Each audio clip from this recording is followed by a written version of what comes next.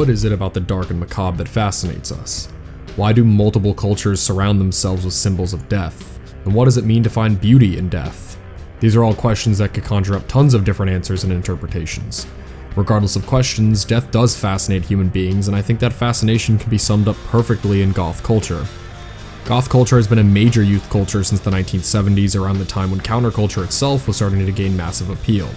The term goth was nothing new by this point, but meant something completely different than how we perceive it today.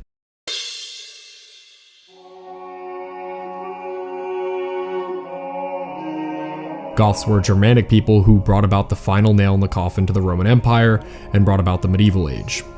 A lot of the architecture from around the medieval period was also dubbed Gothic architecture, characterized by its very elaborate stained glass windows, high spires, and pointed arches.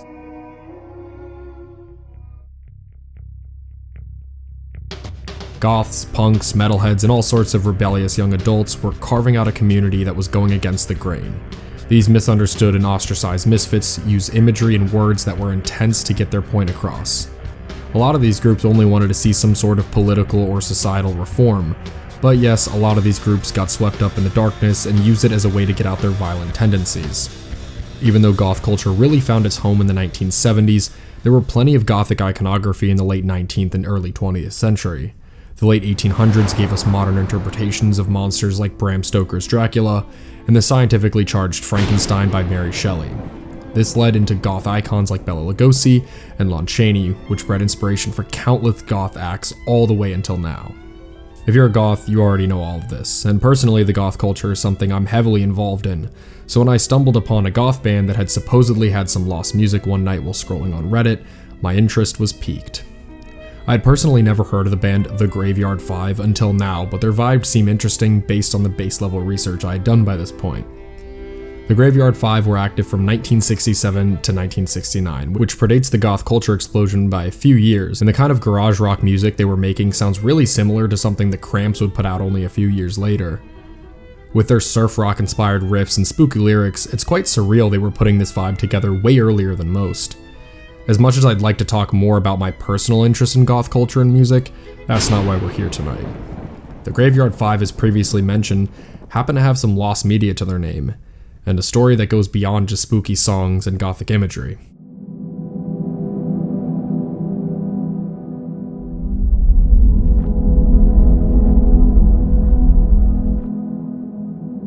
Information on Graveyard 5 is difficult to come by, but their story, from what I can see, and as told by the bassist, is as follows. In 1967, Louis Schreiner, Dave Templeton, Dennis Roller, and Steve Kuppinger all met each other one day at a convenience store. They got along well and decided to form a band together. Schreiner on lead guitar and vocals, Templeton on drums, Roller on rhythm guitar, and Kuppinger on bass. It seems to me that we got together in 1967 and we're still together in late 69. There were 4 of us in the band. The 5th member was the Coffin. Louis Schreiner, lead guitar, and Dave Templeton, drums, lived in Kelseyville. Dennis Roller, the rhythm player, and I, Steve Kuppinger, bassist, lived in Lakeport. Our first rhythm player was Gary Prather, but he didn't last very long. He lived on Cobb Mountain outside of Kelseyville. We went through rhythm players like Bubblegum until we found Dennis. He stayed until the bitter end. After a few sessions together, they still did not have a name for this new band they were creating, and after a supposed supernatural encounter while playing with an Ouija board, the Graveyard 5 were born. I like to think that the name of the group had a lot to do with me. The night we got the name, we were fooling around with a Ouija board. Lewis and I sat down and we asked the board to prove itself. We turned off all the lights.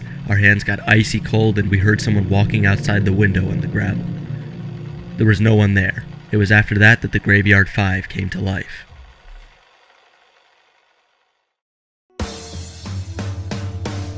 They started their musical career in bars and small venues across the California Bay Area. According to Kuppinger, bars where they just were not ready for us.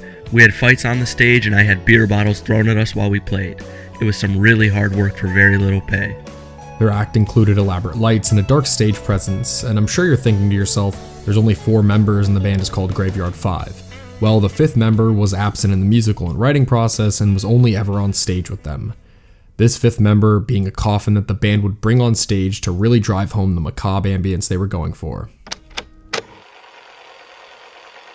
One stormy night, we were playing a high school somewhere in the middle of California.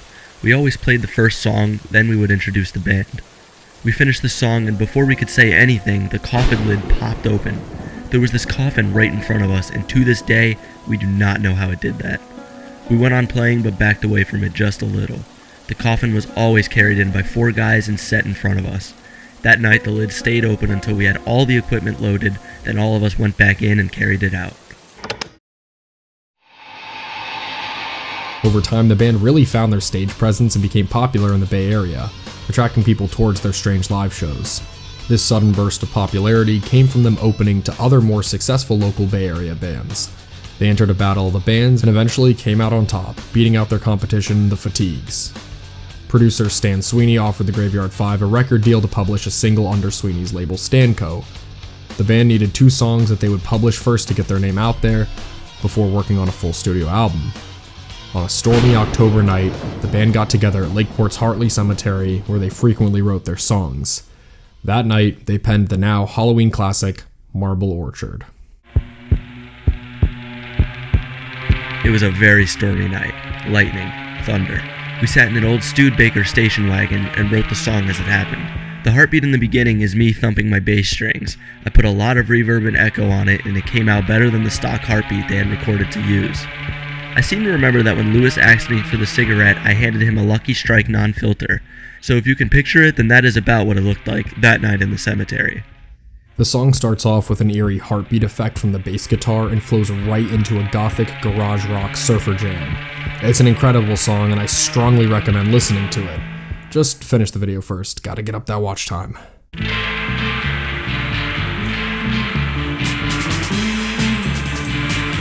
Some people go to graveyards, some people go to die, some people go to graveyards, hippies go to get high. The single's B-side had Graveyard 5 Theme. This song is just an instrumental and still maintains that spooky surf rock aesthetic with a great riff and buzzing throughout the song.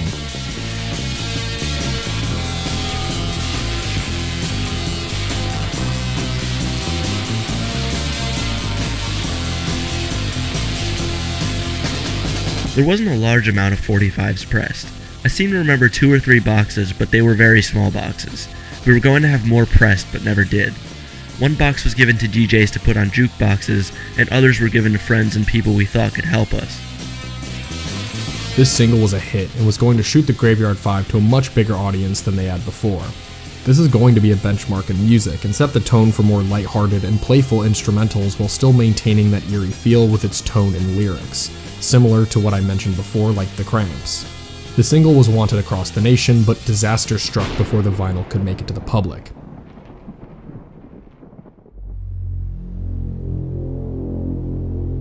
Louis Schreiner, while on vacation in Florida, suffered a disastrous mental breakdown and destroyed all of the band's equipment.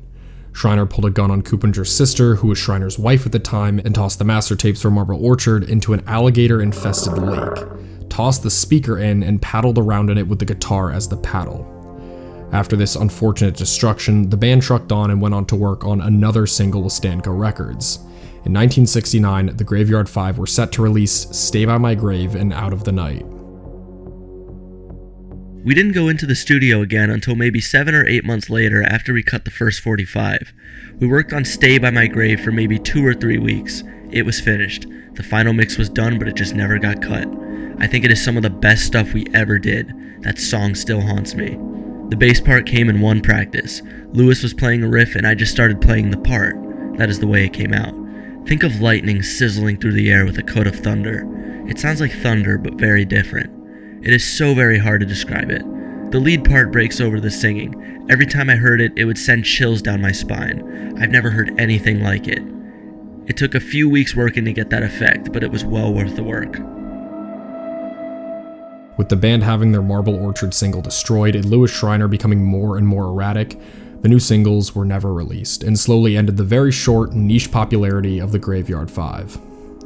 The singles that never surfaced wasn't the end of the lost media of the Graveyard Five, as supposedly there was an entire album that was set to release shortly after the tour they were on, and of course, never surfaced. Marble Orchard and Graveyard Theme aren't difficult to find online, and both exist on most streaming services, but the physical pressing of the single is a highly sought after collectible in the music community. One of the records went for a whopping $4,500.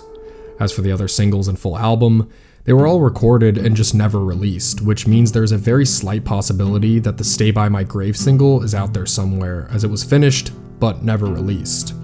And this story isn't quite over yet, as all 4 members of the Graveyard 5 are still alive. I guess except the 5th member, who was technically never even alive at all.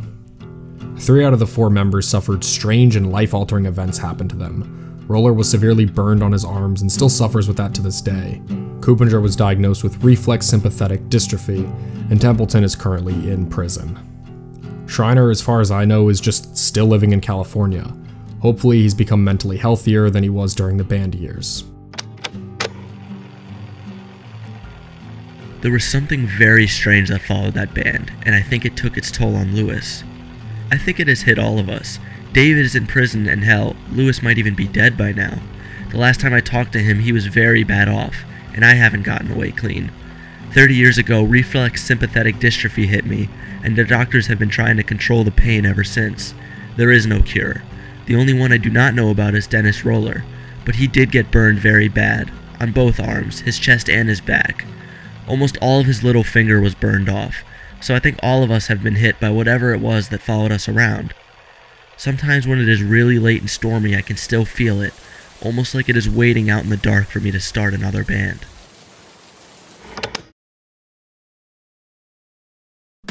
This was a wild story of some super interesting musical-themed lost media.